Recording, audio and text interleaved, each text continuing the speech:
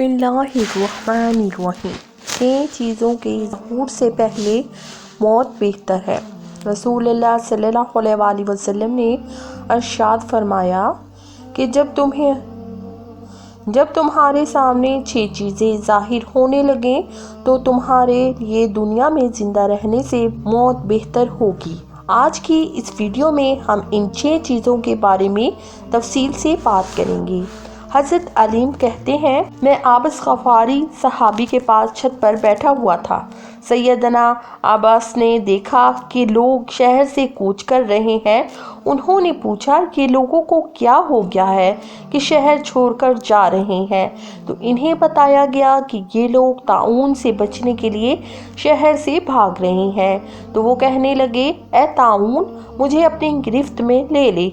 ये सुनकर इनके चचाजाद जो सहाबी थे, इन्हें ताज्जुब से कहा, आप मौत की तमन्ना करते हैं, जबकि रसूलुल्लाह सल्लल्लाहु अलैहि वसल्लम ने मौत की तमन्ना करने से मना फरमाया है। तो सैयदना अब्बास ने फरमाया कि मैंने रसूलुल्लाह सल्लल्लाहु अलैहि वसल्लम को फरमाते सुना है, इन 6 फितनों से बचने के लिए मौत की तमन्ना करो। नंबर 1, बेवकूफ़ों की हुकूमत। इस हदीस में जो पहली चीज़ आई वो बेवकूफ़ों की हुकूमत है। इस हदीस शरीफ में बताया गया कि दौरे ज़वाल में बेवकूफ़ लोग बड़े बड़े ओहदों पर फाइज हो जाएंगे, हालांकि वो दीन के हवाले से बिल्कुल नाकारा और नाअहल होंगे और माशरे में कोई इनका अच्छा और बड़ा मकाम ना होगा। लेकिन इस नाअहली के बावजूद वो बड़े बड़े ओहदों तक रसाई हासिल कर लेंगे और वाजिया है कि ये सूरत हाल खालिस शर होगी। ये फितने आम होते हैं और इनसे बचना निहायत मुश्किल होता है। सैयदना हुज़ैफा रज़ियल्लाहु तआला अन्हु रवायत करते हैं कि रसूल अकरम सल्लल्लाहु अलैहि वसल्लम ने फरमाया, क़यामत इस वक्त तक कायम ना होगी जब तक ये सूरत हाल ना आ जाए, इस दुनिया में सबसे बड़े ओहदे पर वो शख्स फाइज हो जाए जो खुद भी कमीना हो और इसका बाप भी कमीना हो। ऐसे लोगों का बड़े ओहदों पे फाइज हो जाना कौमों के लिए बर्बादी होती है। फितने होते हैं और अवाम मुस्तकिल अजियत में रहते हैं। नफ्सियाती अजियतें, ज़ाहिरी अजियतें और इनका शर किसी न किसी तरीके से लोगों तक पहुंचता रहता है। तो इस फितने से कबल मौत की तमन्ना करो और अगर ये वक्त आ जाए तो सब्र, इस्तिकामत और दीन के साथ चिमटे रहना। तन्हाई की ज़िंदगी, बहुत ज़्यादा इख्तिलात से गुरेज, दुआएं, अपनी इस्लाह, अपनी मुतअल्लिकीन की इस्लाह, इस पर भरपूर तवज्जो मरकूज करनी चाहिए। नंबर 2, पुलिस की कसरत। जब पुलिस ज़्यादा हो जाए और पुलिस की तादाद बढ़ जाए तो ये भी एक फितना है। ज़्यादा पुलिस की ज़रूरत कब पड़ती है? जब अमने आमा दरगरोगों हो जाए और हर तरफ शर हो, फितने हो, इसकी सरकोबी की ज़रूरत हो, चोरियाँ हो, डकैतियाँ हो, कत्लो गारतगरी हो, जना हो, मुख्तलिफ मफासिद हो, रिश्वत खोरी हो, तो फिर इन अमूर पर काबू पाने के लिए ज़्यादा बंदों का इंतज़ाम करना पड़ता है। इस किस्म के बंदे सरकारी एतबार से शुर्त या पुलिस के लक़ब से मुलक़ब होते हैं। ये अलामाते क़यामत में से है। तो रसूल अकरम सल्लल्लाहु अलैहि वसल्लम ने फरमाया कि कसरत शुर्त से कबल तुम मौत की तमन्ना करो और ऐसा दौर अगर पालो तो वो सारी हदायतें जो फितनों के दौर में ज़रूरी हैं, जो शरीयत ने हमें दी हैं, इन्हें अपनाओ, इन पर अमल करो ताकि तुम्हें दीन, माल और इज़्ज़त की सलामती हासिल हो। नंबर 3, कताए रहमी। रिश्तों को तोड़ना, रिश्तों को काटना, आपस की नाराज़गियाँ, रंजिशें और जो एक मुआशरत है, सिलाई रहमी के जो रास्ते और तर्क हैं, इन्हें पामाल करने की कोशिश करना। और अब तो सूरत हाल ऐसी है कि एक रिश्ता दूसरे को कत्ल तक कर देता है, हत्ता कि बाप बेटे को, बेटा माँ को, भतीजा अपने चचा को और चचा अपने भतीजे को। आए दिन ये खबरें आती हैं कि कत्ल तक नौबत पहुँच चुकी है।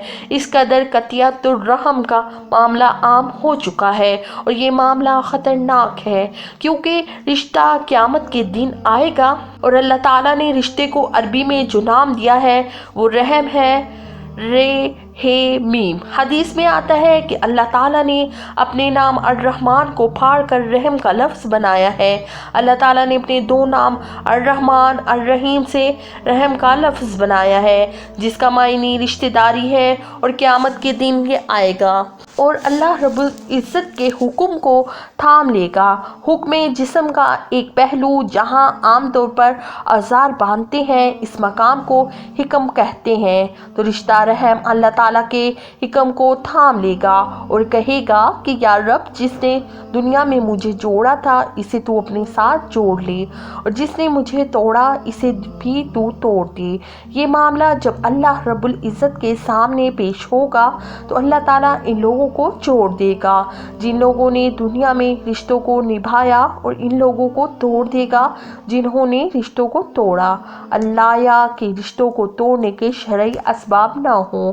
بعض اوقات دین اور دنیا کے بہت سے تقاضے رشتوں کو توڑنے کے باعث بن جاتے ہیں، تو وہ چیز ممدوح ہے۔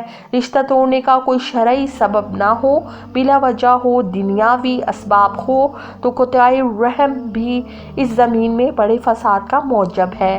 تو رسول اکرم صلی اللہ علیہ وسلم نے فرمایا، اس وقت کے آنے سے قبل تم موت کی تمنا کرو، اور اگر یہ وقت پا لو تو تم اس میں ملوث ہونے سے بچو، کیونکہ یہ فتنہ ہے، اس سے ہلاکت سے تم اپنے آپ کو بچاؤ۔ نمبر 4، انصاف کے بکنے والے۔ انصاف کو بیچنا۔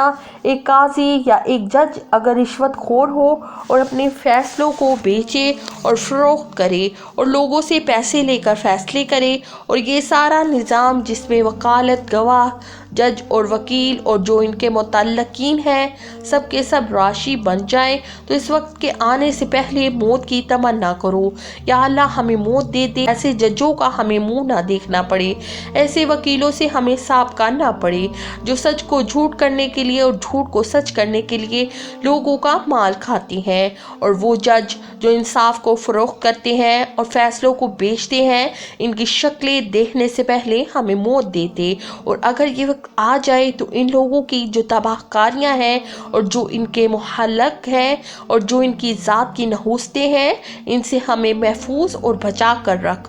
ان لوگوں کا شر ہر گھر میں داخل ہے، اور ان لوگوں کی نحوستیں تقریباً ہر شخص کو نقصان پہنچا رہی ہیں، اور جو لوگ اس میں مبتلا ہیں اس حقیقت کو جانتے ہیں۔ انصاف جب بکنے لگے، یہ معاملہ جب آ جائے تو اللہ تعالیٰ سے موت کی تمنا کرو۔ نمبر 5، خون کے کم قیمت ہو جانے سے پہلے موت کی تمنا کرو۔ دور زوال کے فتنوں میں سے ایک فتنہ یہ بھی ہوگا کہ انسانی خون سستا ہو جائے اور خون آرازاں ہو جائے۔ انسانی خون بڑا محترم ہے اور اس خون کی بڑی قیمت ہے۔ انسان کی ہیبت اور حرمت بہت زیادہ ہے۔ رسول اللہ صلی اللہ علیہ وسلم نے صاحب ایمان انسان کی جان کو محترم قرار دیا۔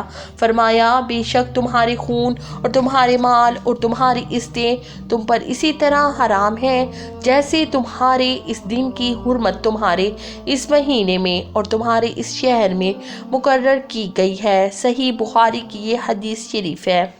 ایک اور حدیث میں سیدنا ابو سعید رضی اللہ تعالیٰ عنہ سے روایت کرتے ہیں کہ پیارے نبی صلی اللہ علیہ وسلم نے فرمایا، اگر ایک مومن کے خون میں سارے آسمان والے اور تمام زمین والے شریک ہوں تو اللہ تعالیٰ ان سب کو اونڈے منہ جہنم میں ڈال دے گا۔ یہ راہوائے ترمذی کی حدیث ہے۔ حضرت ابو ہریرہ رضی اللہ تعالیٰ عنہ سے روایت کی، کہا نبی کریم صلی اللہ علیہ وسلم نے فرمایا، اس ذات کی قسم جس کے ہاتھ میں میری جان ہے، لوگوں پر ایک ایسا زمانہ آئے گا کہ قاتل کو پتہ نہیں ہوگا کہ اس نے کیوں قتل کیا، اور نہ مقتول کو پتہ ہوگا اسے کس بات پر قتل کیا گیا، جب قتل و غارت گیری کی یہ کیفیت ہو کہ قاتل کو معلوم نہ ہو کہ وہ کس کو اور کیوں قتل کر رہا ہے، اور مقتول کو معلوم نہ ہو کہ وہ کیوں قتل ہو رہا ہے۔ میرا گناہ کیا ہے، میرا قصور کیا ہے، مجھے قتل کرنے والا کون ہے؟ جب یہ اندھا فتنہ عام ہو جائے تو پھر تم دجال کا انتظار کرنا۔ تو خون کی قیمت کا کم ہونا بہت بڑی ہلاکت ہے۔ اس وقت کے آنے سے پہلے تم موت کی تمنا کرو۔ اور اگر یہ وقت مل جائے تو پھر جو شرعی ہدایات ہیں تم ان کو اپناؤ اور ان پر عمل کرو تاکہ تمہارا دین، تمہارا ایمان، تمہارا عقیدہ محفوظ رہ سکے۔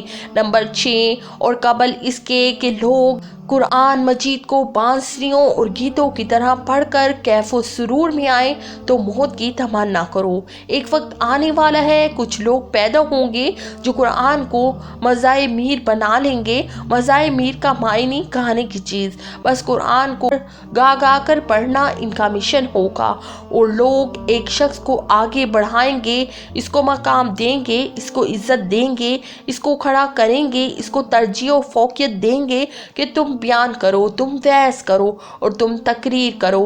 حالانکہ وہ عالم نہیں ہوگا یا بڑا عالم نہیں ہوگا، لیکن وہ گا گا کر لوگوں کو محصور کرے گا۔ یہ وقت آنے سے قبل تم موت کی تمنا کرو، کیونکہ جب ایسے لوگوں کے ہاتھ میں منبر و محراب کی وراثت آئے گی تو وہ ہوں گے نہیں، تو پھر وہ ایسی ایسی باتیں بیان کریں گے جن کا دین سے کوئی تعلق نہ ہوگا، اور لوگ ویسے ہی ان کے سحر میں مبتلا ہوں گے اور ان کی باتوں کو مانیں گے۔ یہ فساد کبیر کا باعث ہے۔ فرمایا کہ ایسے لوگ جب پیدا ہو جائیں جو قرآن کو محض مزامیر بنا لیں اور گانے پر اکتفا کریں، راگ و رنگ ان کا مہنج ہو اور ان کا مشن ہو، اور لوگ سن سن کر مسحور ہوں۔ جب لوگ ان کو آگے کریں، ان کو ترجیح دیں اور تقدیم دیں، اس لیے نہیں کہ وہ عالم ہے، بلکہ اس لیے کہ وہ گا گا کر پڑھتے اور سناتے ہیں اور لوگ اس میں مست ہیں، تو فرمایا کہ یہ ایک بڑا فتنہ ہے۔ اللہ تعالیٰ سے دعا ہے کہ اللہ پاک ہمیں ان فتنوں سے بچائے رکھے۔ آمین۔ سنانا اور آپ کا سننا اللہ تعالیٰ اپنی بارگاہ عالم میں قبول کرے۔ آمین۔ کمی بیشی ہوگی ہو تو اللہ تعالیٰ ہمیں معاف فرمائے۔ آمین۔